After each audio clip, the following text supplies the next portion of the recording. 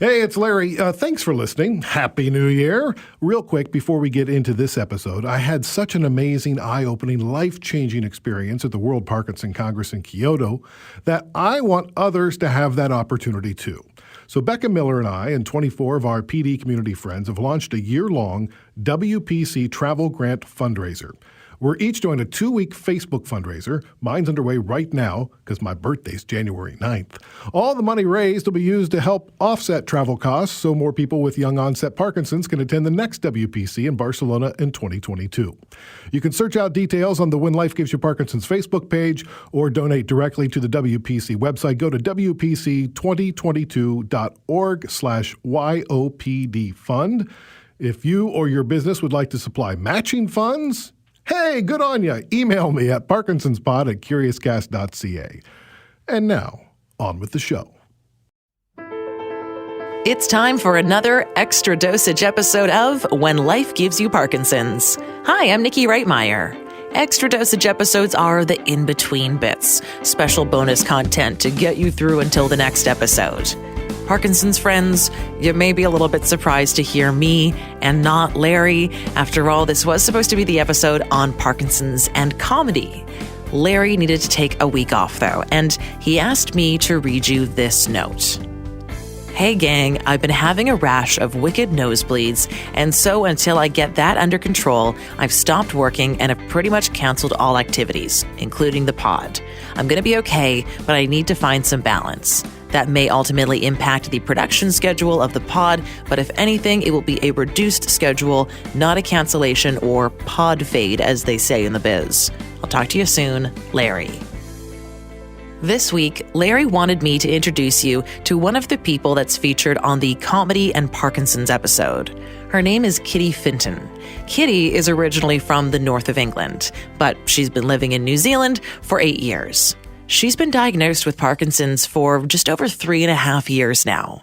She's married to Craig, and they have 4 children together. Talk to me about what it was like to sit down with your kids. Oh, I'm a very, very open person. I believe as a parent that there are no secrets, between kids and parents and between parents and kids, within reason. But, because you're a family, and if you want your kids to trust you, if you want them to trust you, then you have to trust them. And they've been looked after by my friend that day, and we got back, and they knew something was badly wrong. And I don't remember much about my friend's house, and I picked them up. I remember coming home and just going off and crying. I couldn't face them at first. Sorry, I'm getting all emotional. That's okay. I couldn't face them. And then I think it was the second day I came in and I sat down and I said, Mum's got this thing and I said, I don't really understand it yet myself. But we're going to work through it and I'll be okay, or I won't be okay, and we'll just work it out. And thankfully, I think it was my kids that forced me to go see Parkinson's New Zealand. And all of us were quite in a bit. I can't really remember much about those first few days because I was just in such a state. And Vanessa spent 2 hours on the phone with me.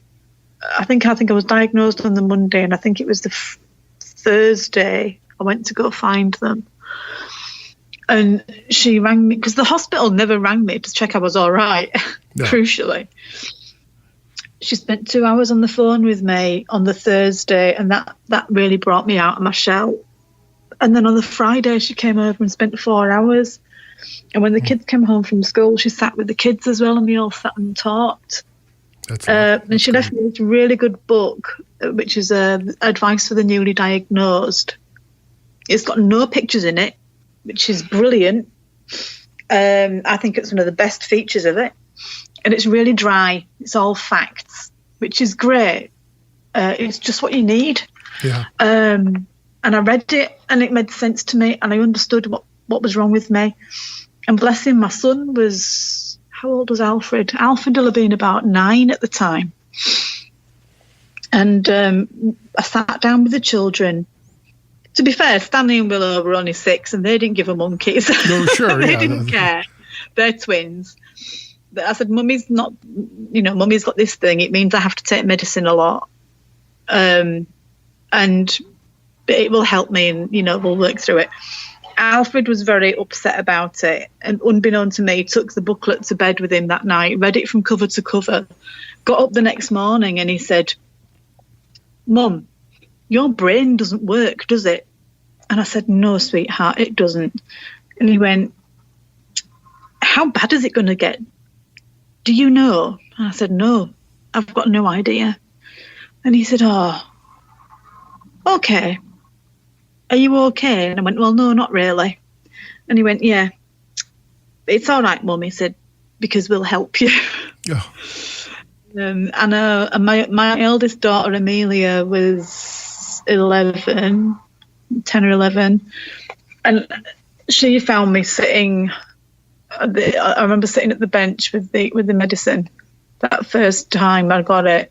And I was just sat looking at it. And she said, what's wrong with you? And I went, I am going to have to take this for the rest of my life. I said, this is the first time I'm going to take it, and I am never going to stop needing medicine. And she said, but it'll help you. I was like, yeah, but that's just like a really, really weird thing to get your head around. But she's always been really great. She read the book too. My boys have asked if they will get it. Is it hereditary, Mummy? I've said, yeah, it is, but not in my case. Oh, why? What have you got? I said, I've got something called idiopathic Parkinson's. What does that mean? Stanley said he was 6. I said, it means I'm just lucky, Stanley. And I make them walk everywhere now. I do heaps more exercise. And Stanley once said, why do we have to walk everywhere now? And Alfred went, because Mum's got Parkinson's, remember? And they're all like, ugh. And actually, we talk about it a lot, and we're very open about it. And I don't want them to be frightened by it, and I am sometimes, but I don't want them to be. What are you frightened of? What are you afraid of? I'm frightened of that whole not knowing, that whole I don't want to lose my sense of smell. I don't want to lose my mobility. I'm terrified of losing cognitive ability and just not being independent. Do you know what I mean? Mm-hmm. I'm terrified of not being independent. But I suppose everyone feels that way. But in our case, we know it's a distinct possibility. Yeah. And I went to a Parkinson's lunch. They had a Christmas lunch last year. And I went to that. And Vanessa said to me, oh, I'm not sure you should go because there's a lot of people who are very advanced. And I said, Vanessa, that's exactly why I should go, because I need to face this. I need to look it in the eyes and see what it is. And there was this chap, and I don't know about you, but if you ever meet anybody else with Parkinson's, especially elderly people, my whole viewpoint has changed. I was that person that would just ignore him and right. Some poor old person who's ill. And I went up to this chap and I sat down and I looked him in the face and I went, oh, hi, I'm Kitty. And he was starting to try and speak, and the woman sat opposite him went, oh, he's John. And I said, oh, hiya, John, how you doing? And she said, oh, he's not doing very well because he's had Parkinson's a very long time. And I looked at her and she said, I'm his carer. And I went, oh, I'm sorry, I thought you were husband and wife. Oh, yeah, we are husband and wife, she said. Ugh. And I'm his carer. And I went, oh. And of course I'm younger and I'm wearing a frock and I'm looking all, dolled up for this Christmas dinner. And she said, oh, so you work for Parkinson's New Zealand? Mm. I went, oh, I've got Parkinson's disease. And John lifted up his head and went, "Oh, that's terrible." And I looked at him and I went, "Oh, it's not. It could be worse the way, John." We both know there's worse things out there.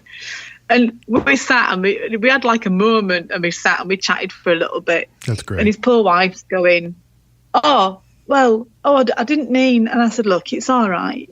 You know, don't worry about it. I kind of get why she said what she said, but." I said to my husband when I came home, I went, "I understand why people might call themselves carers on forms and official documents for money and benefits and stuff like that." I went, "But we were at a Christmas dinner, you know." Right. Yeah. I said, "If you ever call somebody my carer in public, I will punch you." Rebecca and I got some really good advice early on from a guy whose wife thought they had Parkinson's. She ended up having MSA, and he goes, I wanted to care for her. I wanted to be there for her. I wanted to be the guy that took care of her. And after a year of being her carer, she fired me because she wanted her husband. She didn't want a carer. She wanted a husband. We could hire someone to be the carer. And he said, what I would suggest you do before you get to that point is figure out if you're comfortable trying to have a dual role, or if you don't, what are you going to do to fill the gap? Yeah. I met a lady the other day, and her ex-husband has got Parkinson's, but they're still really good friends, and she helps him. And he's only had it, well, that he's aware of, for 2.5 years. But apparently he refused medication at first, so his is quite, well, we call it gnarly, not very gnarly, nice. Yeah. He is now on medication and getting help, which is great. She said he can drive again, and she said he can even dry up when I'm washing up. And she says, well, but we do have to help him and look after him, and, yeah. And part of me wanted to say to her, you need to do less stuff for him. You need to maybe help him do some of this stuff for himself and encourage him more to get some help. And I gave her the number of a good counsellor that I know and stuff. But I don't know, it's that whole attitude of people that because you've got Parkinson's, you're completely useless. I don't know, people are always stunned when they find out I've got it. You mentioned your husband. How has this impacted your marriage? Well, from my point of view, I was a stay-at-home mum and I was hoping to go back into full-time work, and I'm not sure that's ever going to happen now. I'm suffering. New Zealand's a very small market economy, job market, and everybody knows everybody. And my job prospects are pretty munted, to be honest. It was difficult already because I was over 40 with a career break, and now because I'm so public about having Parkinson's, I think you're pretty much screwed. He once said to me, "Oh, the difficulty is that we can't plan anymore." And I said, "What do you mean?" You mean, well, we used to sit outside and have a glass of wine, and we'd chat about what we'll do when the kids have grown, and go on a grand tour of Europe and how we'll do all this stuff. He said, we can't do that anymore. And I was like, why not? Because I'll still be able to do stuff. Might not be as mobile as I am now, but I might be. Mm-hmm. We don't know. And that we've talked a lot about that. I think he's scared but doesn't like to admit it. And we both say that we stick our heads in the sand. We have this joke that sand tastes fantastic. Because we both live in denial, Yeah. I think most people with Parkinson's do. Vanessa has a good tactic. She always says that thing that Michael J. Fox said about there's no point worrying about it because if you end up going through it, you've done it twice. Yeah, right. It's interesting how, I know my wife and I, we'll talk about it. Well, we're talking about it for the podcast, so it's kind of forcing us to talk about it. But I find out that she's noticing more than I think she is. Oh, yeah, that happened to me the other month. sit outside on a weekend and sit under the stars and have a drink. And I said to him, be honest, is there anything that you've noticed about me that I maybe haven't picked up on? And he said, because I think it's got worse. I can tell it's got worse. And he said, oh, your mouth and your face has changed. You know, I'm getting that kind of mask thing left side of my face. And a lot of people can't tell. Even the neurologist went, oh, yes, your face is still very animated and stuff. But I'd only taken my meds about an hour before. And I went, well, it's not always. I said, I saw a video of me the other day and it's not the same. And he was like, yeah, but you're still really animated. And I wanted to get hold of him and go, you don't understand. You know, I'm changing and I can't do anything about it. What has changed in the last 12 months? I always take poles when I go tramping because I get tired. And I limp more through the day and my face is a bit droopy. I'm quite lucky, really. It could be a hell of a lot worse. What's the hardest part for you? Overall? Yeah. The hardest part is... All right. The hardest thing for me is the knowledge. So I get upset when I say this because this is me being really honest to the bloke I've met on the internet who I've never met before. It's the knowledge that I may never walk down the street again without the aid of medication. I find that really, really hard.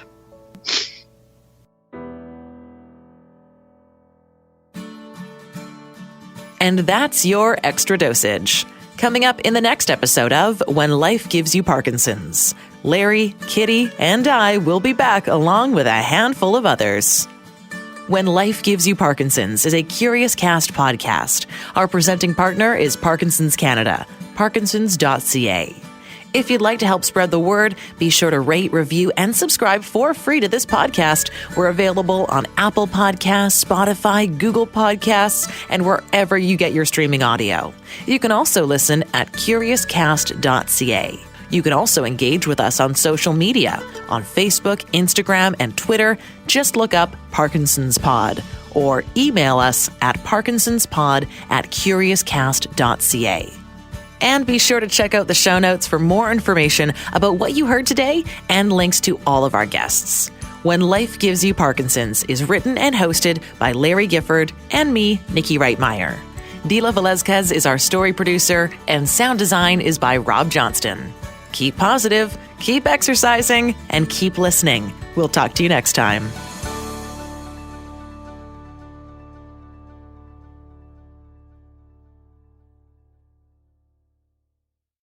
Canada may be known for its landscapes and friendly people, but beneath the surface lies a darker side of crime, history, and the paranormal. Since 2017, the award-winning Dark Poutine podcast has explored the shadowy corners of the Great White North and beyond, delivering chilling tales from a uniquely Canadian perspective. Hosted by Mike Brown and Matthew Stockton with over 300 episodes and fresh releases every Monday, Dark Poutine is your weekly ticket to the creepier side of Canada. Listen to Dark Poutine on Apple, Spotify, Amazon Music, or wherever you get your podcasts.